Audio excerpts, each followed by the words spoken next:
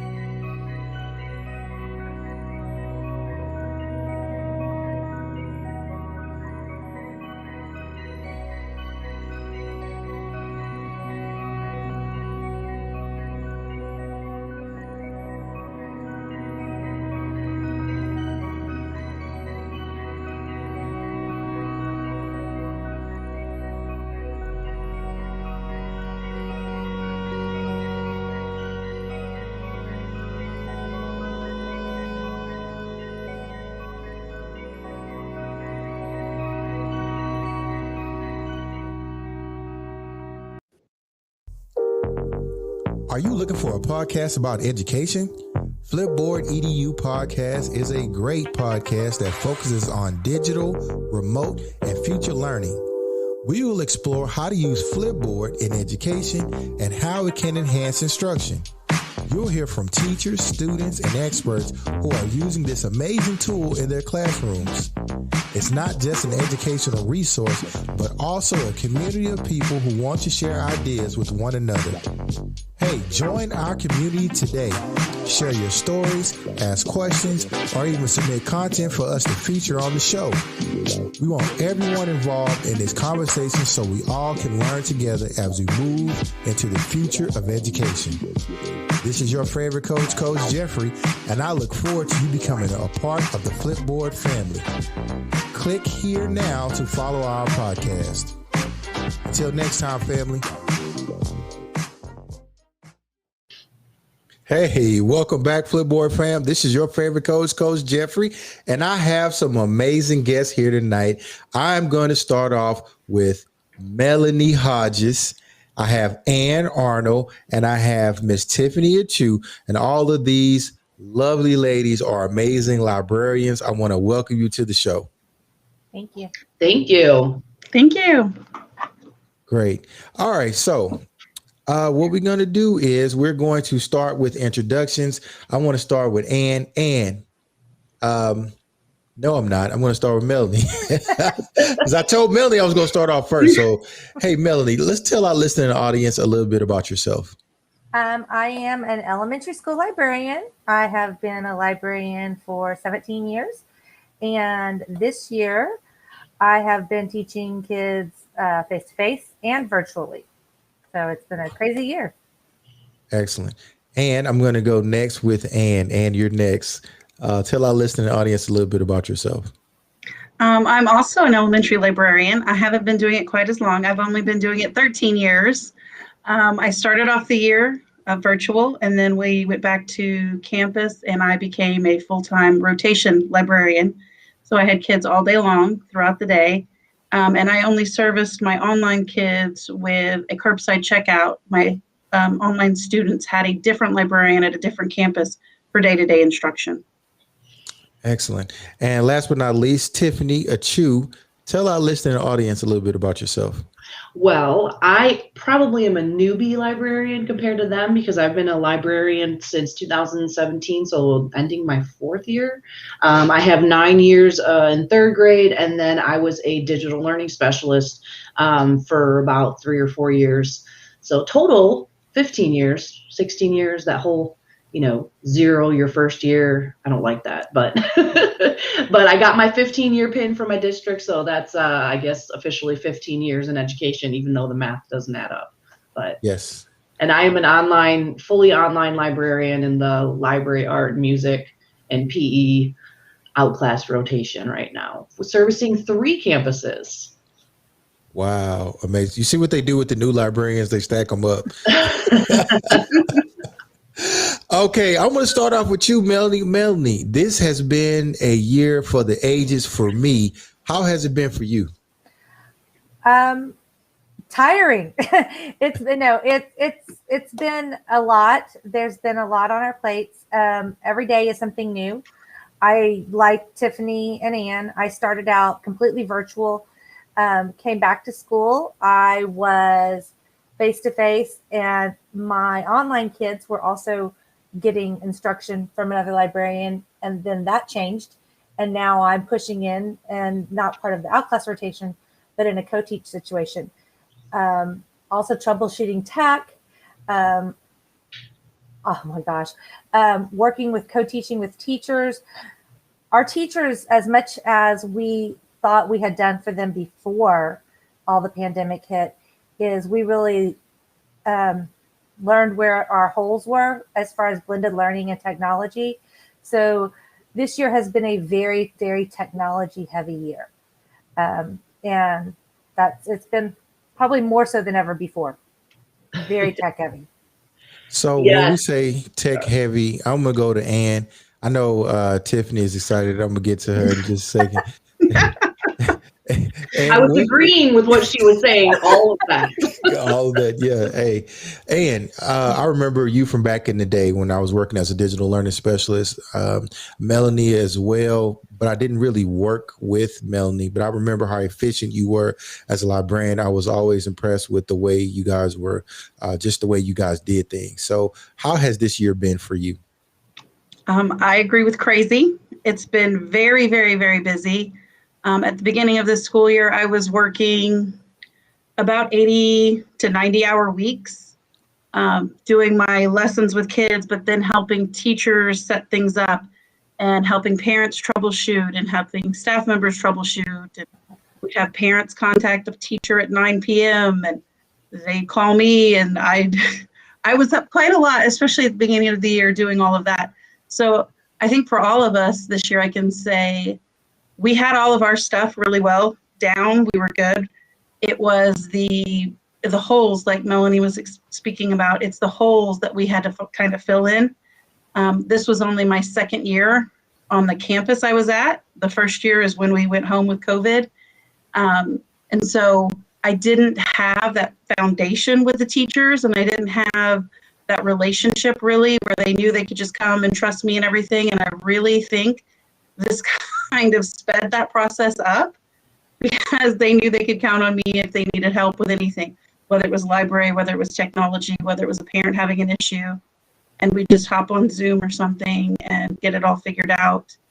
It's definitely been an interesting year as far as books, because I'm a firm believer. I like having a book in my hand. I want that book. I want my kids to have a book. And, this year with all the technology, it's great. And we did get kids some really awesome books. But I don't know how much budget money was spent on ebooks. And my concern is making sure the kids still have that love for a real book in their hand and still want that feel. And, I only have a couple pages left. I want to read it. So for me, once we came back, that was really my focus, trying to get the kids to get a real book. But that was challenges in itself because the kids couldn't go get books off the shelf on their own because of COVID. So we were having to pull books for the children, which is never as good as them doing it. And then we were also having to pull books for students that were at home. So we were doing curbside pickup, which was very hard for someone on outclass. And I ended up having to have my front office ladies take care of that portion of it. So I think that, like I said, crazy year, crazy busy. And I think that really a lot of people on my campus that I probably would not have normally asked to help out, I had to. So that was hard for me. And as a librarian, I'd been doing it for a while. I knew what I was doing. I wasn't worried about it. And more than once, I had to call up these two ladies and say, what am I doing next week? Because I've done this, I've done this, I've done this. And the kids are bored. The kids don't like this anymore. So there was a big learning curve in the making sure the kids stayed interested, because the things I was interested in and I thought they would love, they were like, meh, it's okay. So I think as the year went on, it definitely got a lot better, but it was definitely crazy. So I want to go with my good friend Tiffany Achiu. Tiffany is somebody who I give a hard time to out of great respect. Tiffany and I used to work as digital learning specialists, and they paired her as my mentor. And so Tiffany used to go around and make me do her work, and while she worked on other work. But she was always working. Let me not shame my good friend. She's a very hard worker and very efficient. And so my good friend Tiffany, how has this pandemic been for you? Wow. It's been a learning opportunities. One of our former digital learning specialists would say it's an opportunity when we get these, different situations, but we really had to learn and kind of adapt. And we were giving parent trainings, teachers trainings. Like, we pretty much had to teach everyone how to use our learning management system so that the students could still learn. And it's just been, for me, it's been tough a little bit here and there because I'm basically talking to a screen like I am now. And I feel like I'm a YouTuber at some point because I'm, kind of animated, dancing around, and, I haven't done too much with like the paint or stickers, or, I've seen people put that on there, but I have been a little silly and joke around with the kiddos. But, it's kind of hard when they're all muted and you're seeing some of the students. The younger kiddos are always, they're quick to have their cameras on. But just getting everyone familiar, and I think, Ann and Melanie were saying, like, they did know the teachers knew how to use our learning management system, but they knew the surface. They weren't deep into it. And so we kind of had to go deep and, try to also focus on the basics. Like, hey, not, maybe they weren't using WeVideo, but,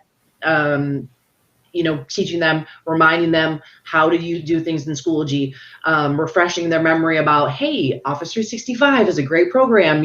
Just kind of keeping those,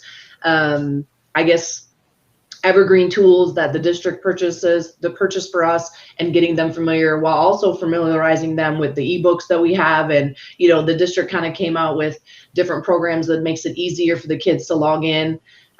So that's been helpful. But yeah, just refreshing their memories, and also some hand holding one-on-one time with some less advanced or slow to pick up. But for the most part, the teachers, they know, and the students, and some of the parents at the beginning, they reached out to who they felt knew and who was more knowledgeable, and typically it was the librarian. So,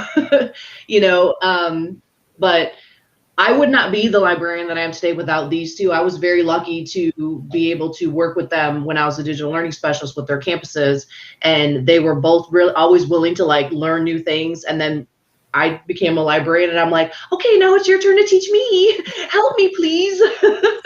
And they became my PLN. Like we had group text, we had emails, we've expanded our PLN. We have a couple other librarians who, we've kind of all worked together. One of them happens to be actually I'm sharing a library right now with another librarian in the district. And so, we're being rebuilt. Sorry, our school is being rebuilt. But so that's also been very fun and challenging as well. Besides all the pandemic, we also got cohabitated. So it's been a very, I don't even think crazy, it defines it very well. Like, it's been very chaotic, but without these ladies, and, I wouldn't have survived, so they definitely lifted me up, and we all kind of had a little complaining session here and there, but, it's get it off our chests and we're done, like we can move on and continue with our lives and, try to just get through the year. Tiffany, anybody who knows Tiffany knows that she's a people person. And so I know that you getting in front of a screen is very hard for you, because I just know your personality. You mentioned something about a PLN, and Melanie, this question is geared towards you. Before COVID, did you have an active PLN, and did that PLN get more active after COVID? Yes and no. Like Tiffany said, she had been our DLS, and I've been in the district a long time as a librarian. Like I said before, I started off rotation with the full-time aide, and then on rotation with the full-time aide, and lost the aide. And I used to have when I started, I had a technology specialist on my campus every day. So things have really evolved. Over the past, I would say about 4 years, Tiffany and Ann and I have worked pretty closely together. I've seen the librarians that I used to consider my go-tos have really changed over the years as the job has changed, because I needed someone. I know how to tell a kid to get a good book. I know how to help a kid find a book, and I know how to help a kid research a topic. But really, that technology portion of it, Tiffany was instrumental in helping me learn and continue to learn and grow as a librarian. So over the past year, especially Tiffany and Ann, and then two of our other librarians, we've really gotten very close. And that has allowed me to also take on more of a mentorship role with some of the younger librarians. I know Ann and I both have officially been mentoring two ladies, each of us a different lady who's going through library school right now. And so all the things that we each bring to the table, I can just say it's just made me a better. And I will say, and I have to just little brag if that's okay. This year, we had 10 or 12 librarians nominated for Teacher of the Year across the district, and including the three of us.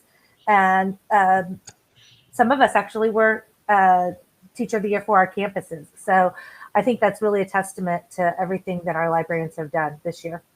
Amazing.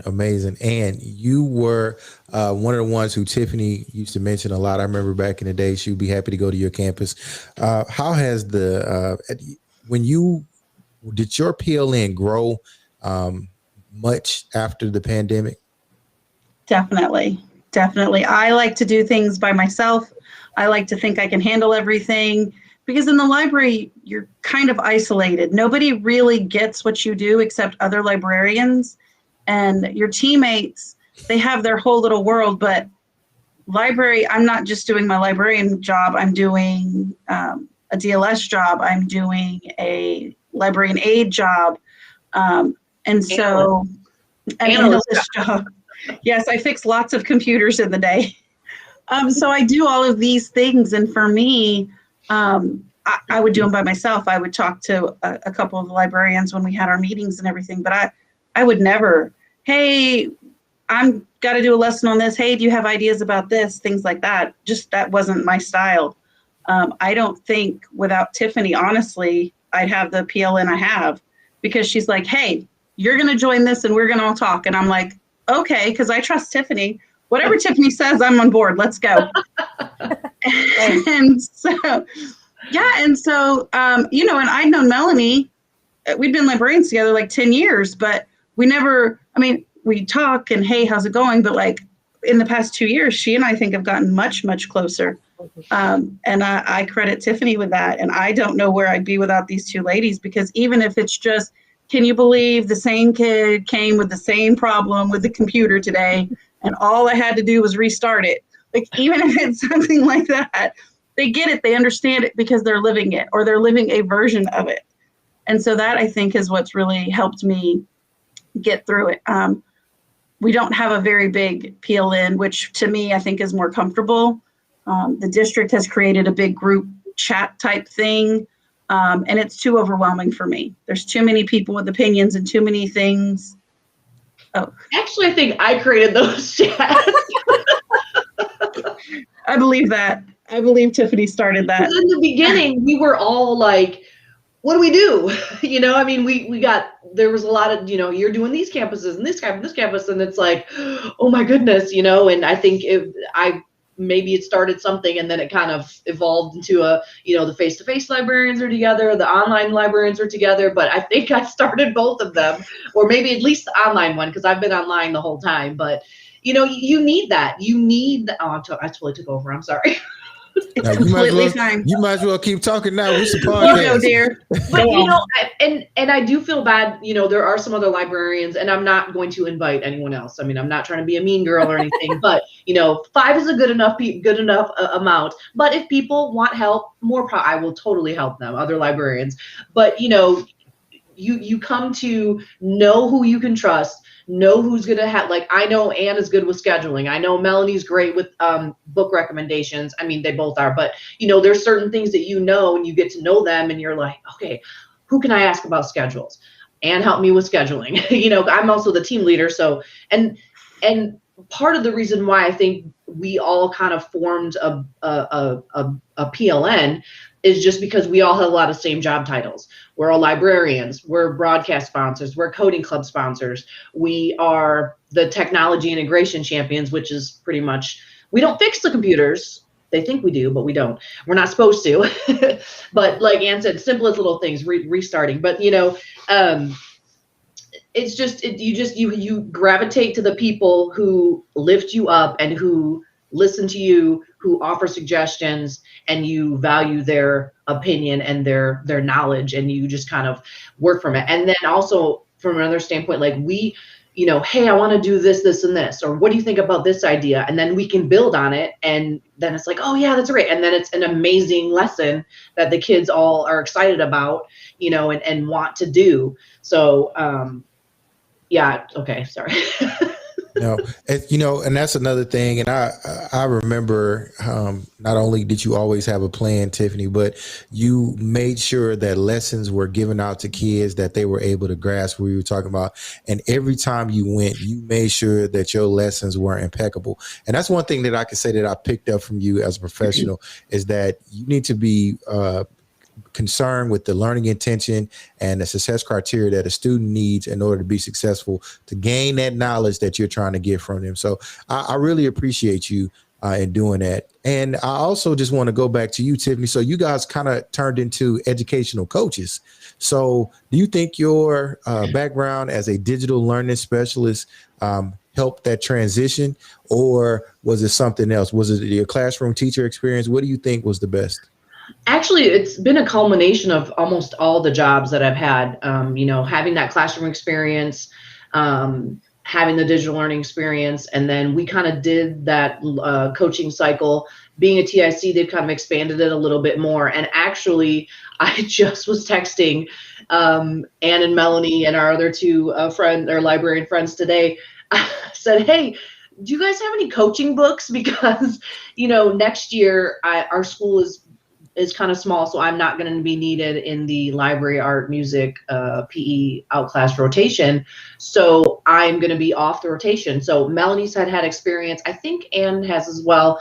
Our other friend, Melissa, she also is currently off of the rotation.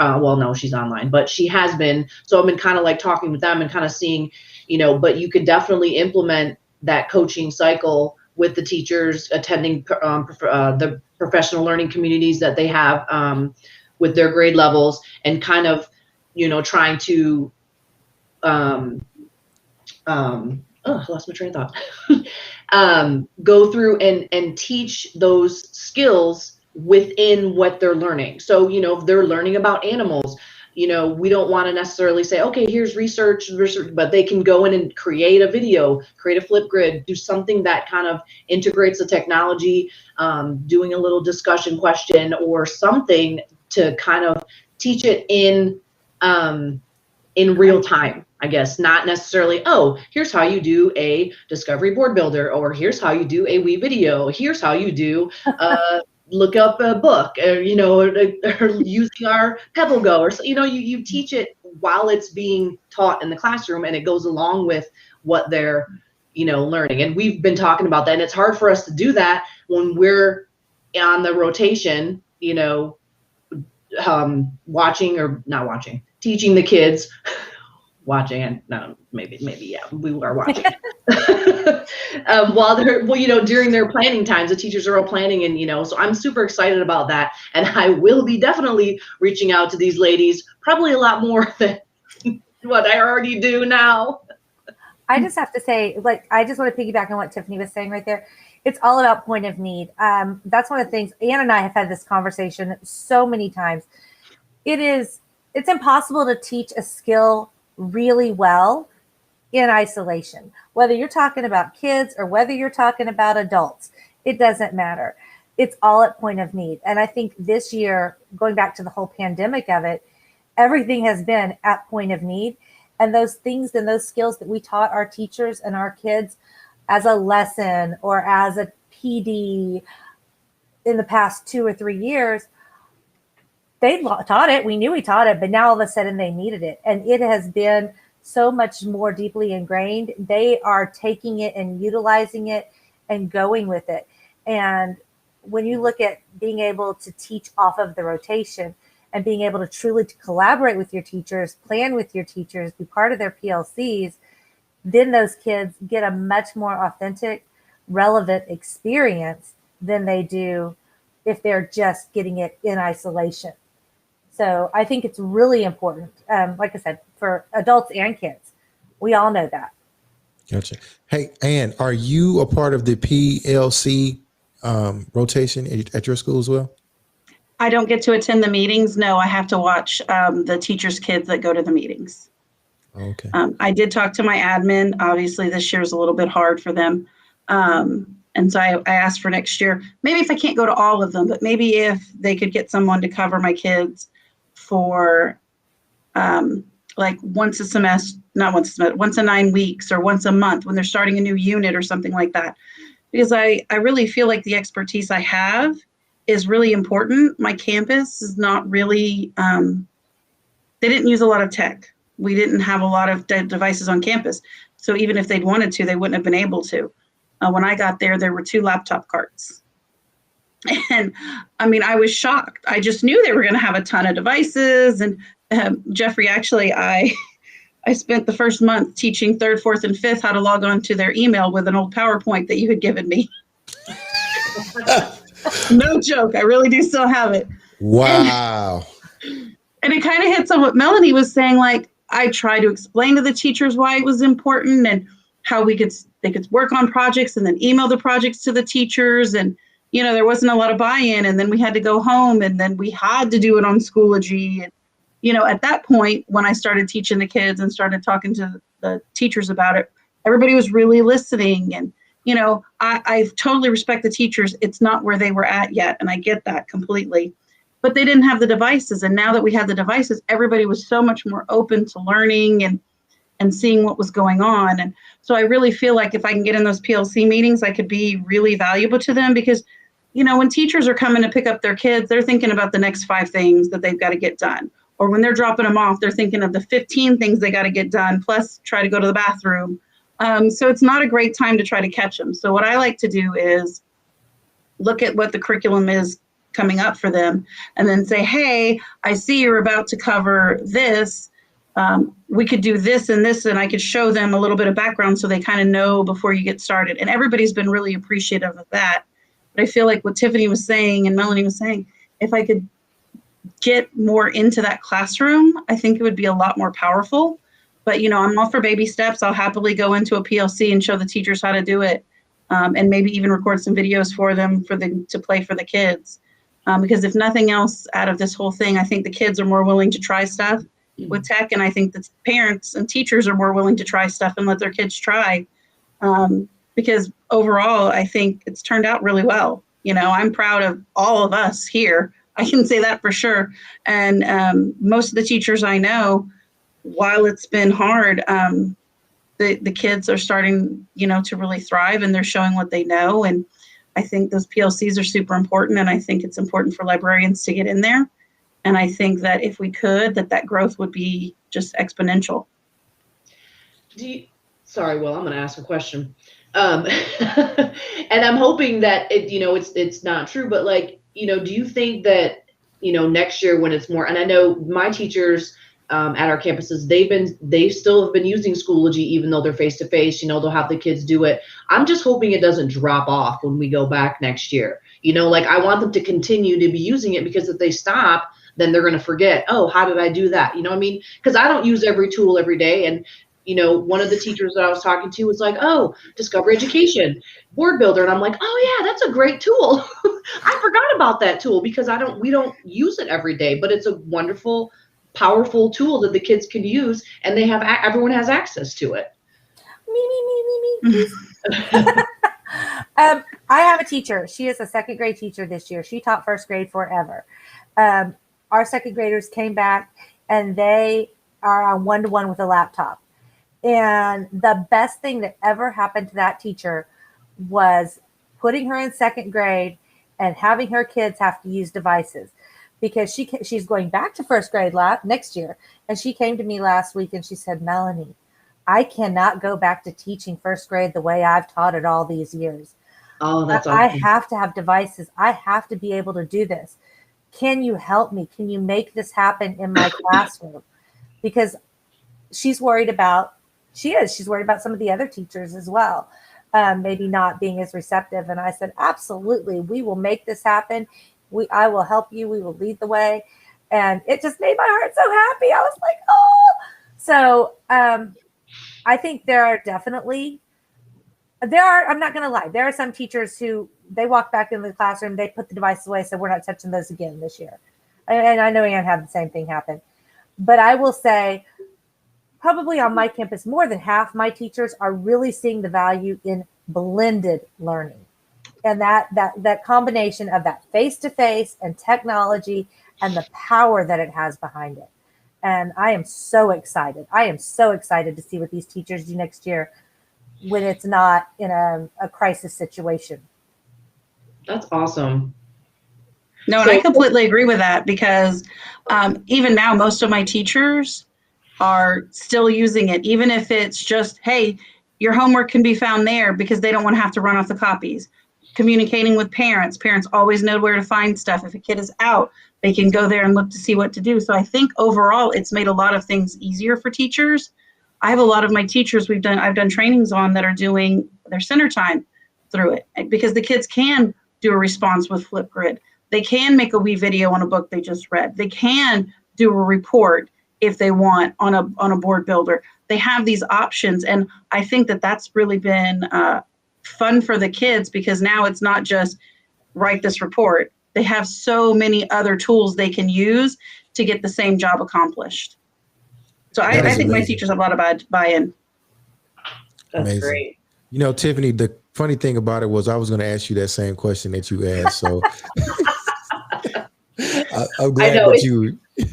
I am 100%. I'm super excited to be able to be back on campus. When I go there, I don't go every day, but I am, because I have so many things to do here or at home and whatever. But it's just that interaction with adults is very critical. The PE coach and I, once a week we get together. We don't live far away from each other, and we get together. We just have like adult talking time, and most of the time it's about work. But it's still just that that interaction with people. And then we're getting a new building, so all the fun activities and things that hopefully the majority of the COVID restrictions might be gone, but who knows? We never know what's gonna happen with that.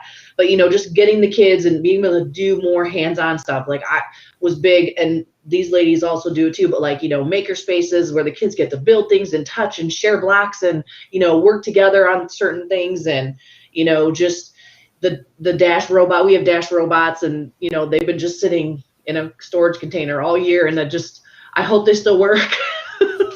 Because it's just they don't get to do all that fun stuff, and kids learn hands-on, and you give them challenges, and I'm so excited to go back and be with the kids, and even though I won't see them every day for out class, but I'll still be seeing them when I'm collaborating with their teachers, and them getting to come into the library and doing some type of activity or lesson.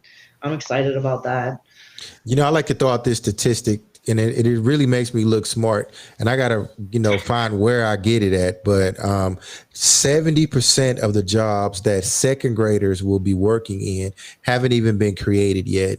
And there are some teachers, and it's unfortunate, and I'm not really knocking those teachers who are resistant to change or kind of slow to change. I want to say resistant. I'll say slow, because when you get immersed, like we were baptized into the COVID era, where you immediately had to become an expert in technology, know how to fix a computer, know how to teach with a computer, know how to grade assignments. That could be overwhelming if that's something that you haven't prepared yourself for.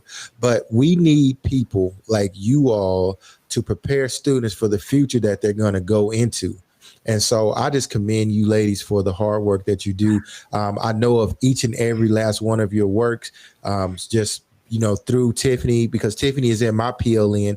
For those who don't know, she is a connector, and I've told her for years that she would make an amazing principal simply because the way she connects faculty and staff. If there's a problem, Tiffany is going to find a way to get people talking on how to solve it. And I love that about her. And then she's very super duper organized as well. So I know she probably keeps you guys running like she used to keep us running. And so Absolutely. My type A personality sometimes, I'm not OCD, but my type A, I'm very type A personality. I'm glad you got a name for it. That's good. You've named it type A. That's good. You know what? She's awesome because I get these ideas. Like I get the oh, let's do this. And Tiffany's like, okay, but let's look at it this way. And so it's yeah, that is Tiffany.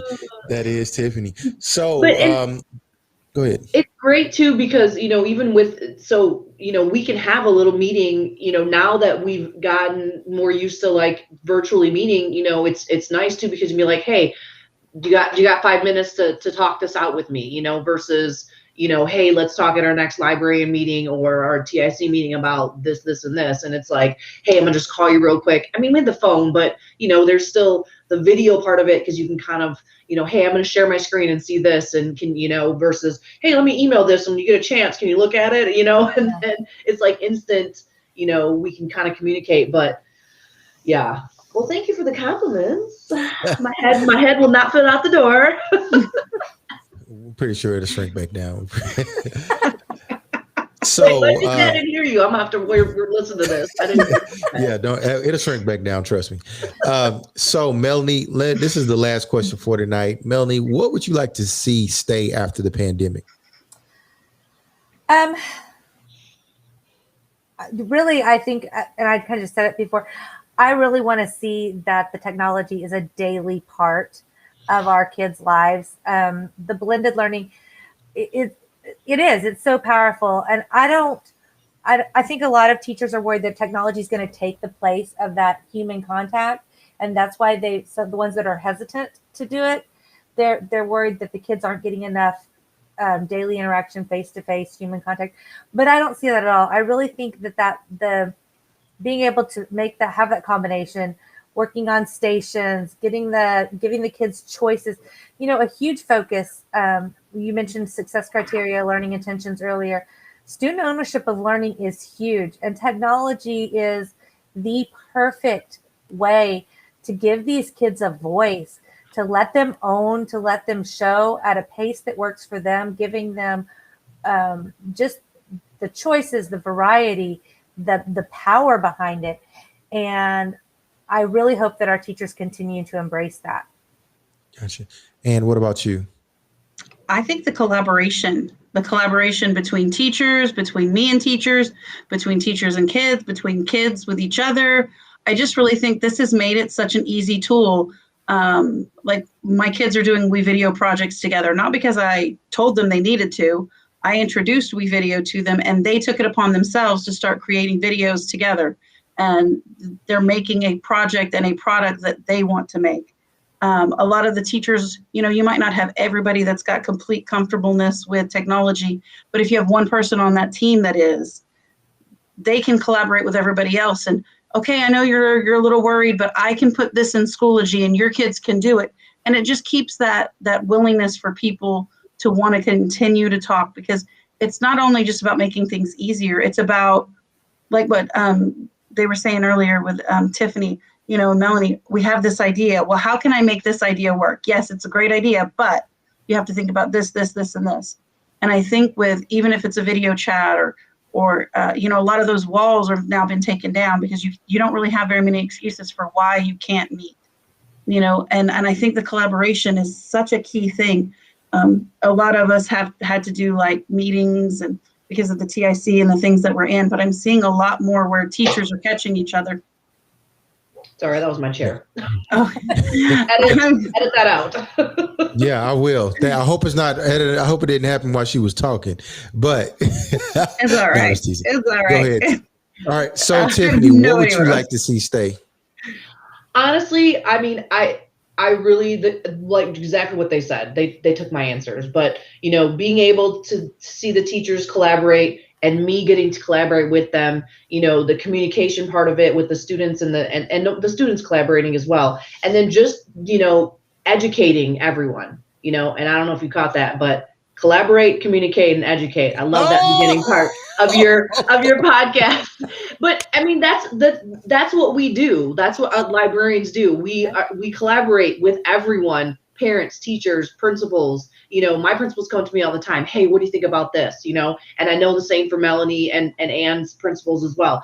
We're communicating and teaching students how to communicate and create. That's another. We need to throw create in there, I think, Will. But getting them to be creative and to think about it, and all these tools that that we have available and that they've been using, but yeah, I'm looking forward to that all continuing and being able to communicate to someone face to face. That's the main thing I'm looking forward to. I would like to thank you ladies so much. But before you go, I need to read just a quick statement. Restream is a live video broadcasting platform that allows you to broadcast to 30 plus social networks at the same time. With multiple broadcasts on different platforms, Restream has enabled millions of people around the world with the ability to engage and monetize their audiences. Choose from classics like Twitch or Facebook Live, or go ahead and experiment with new streaming services such as YouNow or Twitter Moments for even greater chances that your message will be seen by whoever wants it. So give Restream a try today. Start your free trial. And you can click on the link for the Flipboard EDU podcast for a discount. So if you are interested in live streaming, my suggestion is to try Restream. Ladies, thank you very much for coming on the show. This is a really great time. I really appreciate you. I'm glad to see you ladies are doing well through this pandemic, and I wish you much health, and thank you again for coming on the show. Thank you for having us. Thank you. Thanks